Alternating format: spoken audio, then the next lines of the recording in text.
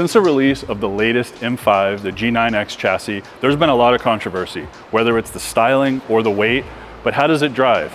Today we're leaving BMW Classic in Munich and we're headed to Villa d'Este. We're taking it through the mountains to show you guys how it drives, can you feel the weight, what can you fit inside, and overall how's the ownership experience going to be for you. So stay tuned, we're starting right now.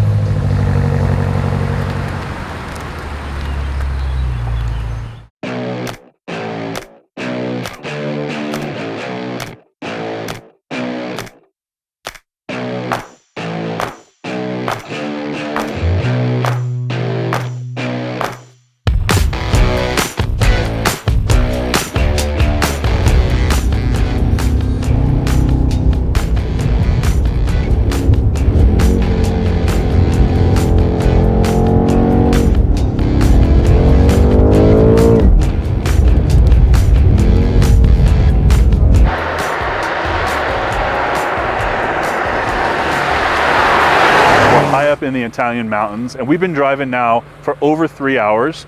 But before I get into how this M5 is driving, let me point out the specs of this particular M5 Touring. As you guys can see, this is alpine white, which is actually probably my favorite catalog color for the car, and this is the first time I've been able to see it in person when we picked it up at the press building from BMW. It's spec'd with carbon ceramic brakes as an option, and this has the gloss black wheels. But one of the things you can't see really from the camera angle there is this has Michelin Pilot Sport S5s, which are similar to the 4S, but this is the new tire from Michelin, which we don't yet have in the States. It's coming very soon, but it's not yet there, which was great because all the cars that I've driven so far M5-wise have been on the hand-cooked tires, which I thought were okay, but they were a little noisy, and these have been amazing this whole drive. This particular car has the M Performance carbon mirrors, which to me really makes it, because I think the gloss black kind of makes it have a cheaper look. Another thing that I'll point out is the charging port. And one thing about the M hybrid system that this car has is we don't have to stop and charge it. I don't have to charge it when we stop tonight at the hotel. Car actually charges itself. So you technically could own this car, never open up this flap because you don't need to charge. So this particular car actually has the black and red interior with the carbon. So this is an interior that I've seen before. It was actually part of one of the launch cars too when we were at Goodwood. It's a great spec, especially with the white. The other thing that this has is the hatch with a ton of room. But let me show you guys that later because I want to focus on the driving. I've been driving about 3.5 hours, and when we left Munich, we were directly on the unlimited speed Autobahn. And of course, this is an amazing car at very high speed. It's planted and it has the torque to make those passes from some of the trucks. We also, once we got into Austria, had a lot of traffic, and the heads-up display and some of the dynamics of the modes and everything allowed me to relax. It let me kind of get through all of that traffic.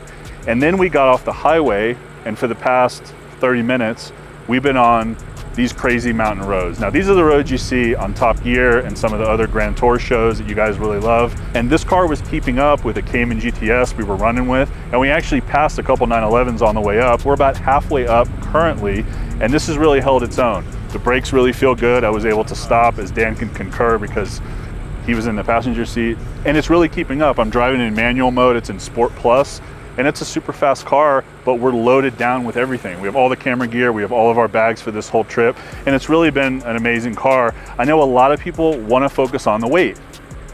And now that I've spent time at home with the G90, at home with the other G99, and now this on this type of roads, yes, the car's heavy, yes, the car's big in person and on paper, but when you're driving and you're getting on this car with the speed and the horsepower and torque that it has, you don't feel it. It doesn't feel heavy. And if you guys have experienced any other generation M5, it's the same as that. The dynamic hasn't changed from F90. I'm just not sure why everyone wants to always bring that up. I'm lucky enough to be able to have this and the cars that are at home, and I'll tell you, it's an amazing car, especially with mods and different things. One of the other technical aspects from the car is this is a EU model. This is a press car from BMW, and it has the OPF exhaust, which I was anticipating being quieter than the US cars, and it actually seems like it's a little bit louder for some reason.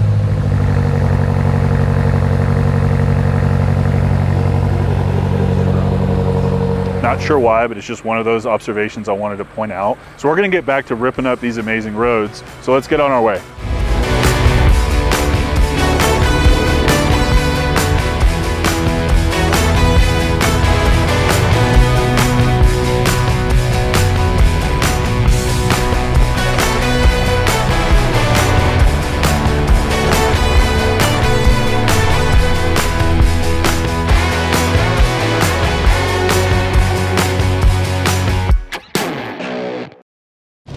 Hey guys, so it's day 2 on the journey. We're still on our way to Villa d'Este, and today's been totally crazy with rain. It was raining ever since we woke up pretty early. Last night we stayed pretty high up in the Alps, in kind of the German-Italian area, and it's been overall a really good drive with the M5.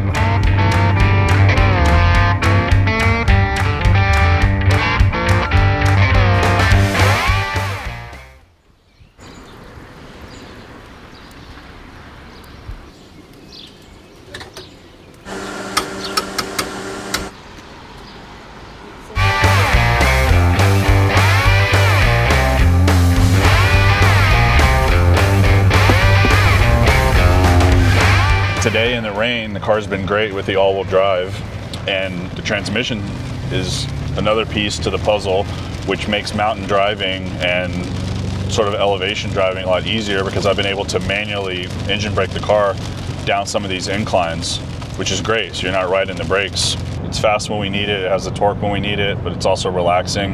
If I want to relax and sort of lay back, put it in full automatic with the comfort, you can do that, but then when it clears up with the rain, I can drive it pretty aggressive with manual mode and Sport Plus, and it's a great car for these type of trips. So we just came out of 2 pretty long tunnels, and I wanted to go ahead and cover some of the pros and cons.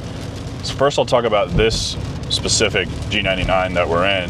It has some pretty funky options that were left out on the spec sheet, and one of them that I noticed the most was the bird's eye view camera for parking, which I believe is the parking assistant option, which is a huge deal on this car because it's a huge car. And as we go more into Italy, the roads become tighter and tighter and the parking lot spots become smaller and smaller. So that's something that I definitely miss, and I'm used to driving the other wagon, and I definitely noticed that right away. Another thing we noticed is this does not have the panoramic sunroof, which would be a nice option. Obviously it's pouring rain right now, but during the trip we'd like to use that. It also just lets more light into the cabin in this big car, which really adds to, just the pleasure I think of having the car. So I definitely would recommend both of those options. And a lot of people talk about slick top versus a panoramic roof. The panoramic roof is definitely a heavier option, but again, we're in a super luxury GT touring car that's already pretty heavy, so it's really not going to make an enjoyment difference and a weight difference for performance that you're going to notice. Another thing I'll point out on all M5s that I've noticed that really bugged me is that the rear doors do not have comfort access ability, meaning if you have the key in your pocket and the car is locked and you walk up to the back doors, the car does not unlock. To me, an M5 is like a flagship BMW model that it should be similar to a 7 Series in options and comfort, and it's missing from this car. Another sort of complaint of mine is the fit and finish of a lot of the panels in the car. They seem to feel more plasticky and more cheap than the outgoing model, the F90. The F90, you get in it, you see the leather stitching on the top of the door panels, you see the leather stitching on the dash, you just see more and feel more. It just feels like a $130,000 car. When you get in here, it has more of a cleaner design, and there is a lot more plastic. I mean, even the grills for the Bowers & Wilkins are plastic. There's no stitching on top of the doors.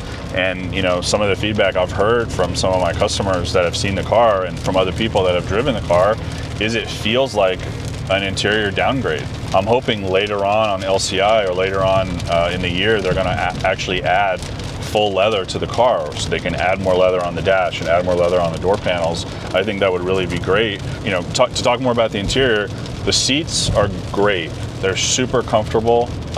They have a lot of adjustability, and they're just great for doing these long drives. I will say that some of the sport seats, as of recent, have not been that comfortable. Dan and I have been on a lot of drives in the M2 with the sport seats, and they were not our favorite because we came right out of the G80 with the carbon buckets, which we went on a ton of long trips with those, and those were comfortable seats. So I will say BMW did a great job on that. And the steering wheel, all the buttons on the steering wheel are great. These huge M1, M2 buttons are super easy to press, and the flat bottom is really nice. It makes it easier to get it out of the car. I like the new iDrive system with the big screen. That's another thing I hear all the time. I don't like the big screen. Me personally, I don't like the big screen when it's off. When I look in the car and I just see a screen and I see no neat gauges and no analog anything, kind of is annoying, but when you're driving the car and you're using the car, the screen's amazing. Huge nav screen, all the gauges and everything. You put it in sport, it changes, and the heads-up display is also amazing too.